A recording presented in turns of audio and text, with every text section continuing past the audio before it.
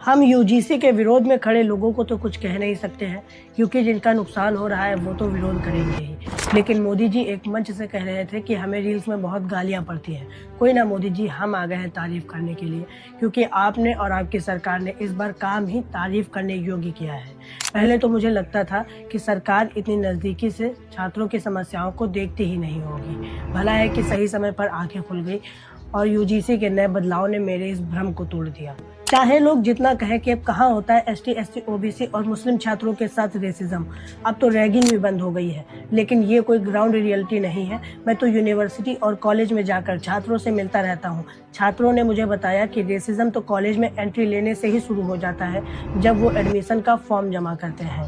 कुछ दलित छात्र तो बड़ी मुश्किल से माता पिता के अथक प्रयासों से आरक्षण का सहारा लेकर कॉलेज में एंट्री तो ले लेते हैं, लेकिन सवाल उसके बाद शुरू होते हैं कि किससे दोस्ती करें, कौन से टीचर ठीक है और कहां पर चुप रहना है ताकि निशाना न बने।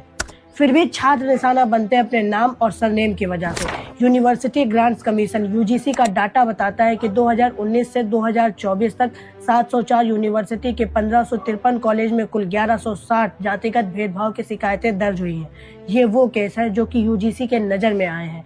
इसके अलावा इक्वल अपॉर्चुनिटी सेल और एसटी एससी सेल के जरिए जितनी भी शिकायतें सामने आती हैं, वो मामले तो अलग ही होते हैं। ये आंकड़े सिर्फ रिपोर्टेड हैं।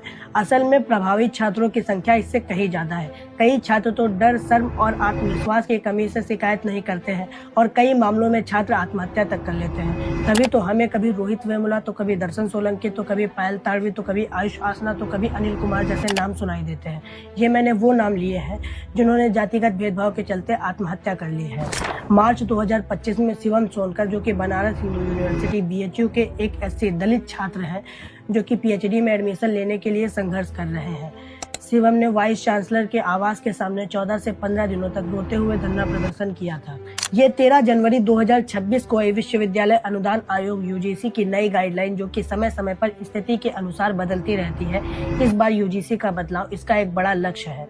कुल मिलाकर भेदभाव को खत्म करना है, खासकर जाति आधारित भेदभाव को रोकना है। इसके अलावा और भी कई बदलाव हुए हैं। मैं तो छात्र नेताओं से कहूँगा कि इस बदलाव का समर्थन करो और इसे अच्छे से कॉलेजेस में इम्प्लीमेंट कराओ, ताकि आपके भी सर से थोड़ा सा बोझ कम हो जाए और छात्र भी जातिगत भेदभाव के डर से दूर हटकर पढ़ाई पर फोकस कर सके।